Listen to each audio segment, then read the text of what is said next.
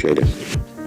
Back here at home, firefighters have almost completely shut down a wildfire near Los Angeles. The LA County Fire Department says the blaze is more than 80% contained, and while at least 6 homes and 1,700 acres have been destroyed, an iconic cross is still standing. The 10 to 12-foot cross sits on top of a mountain peak in the Azusa Mountains. It is visible for miles, and even though much around it has been burned, the cross itself seems to be unscathed. Now, for more on the history of this cross, you can visit our website, cbnnews.com.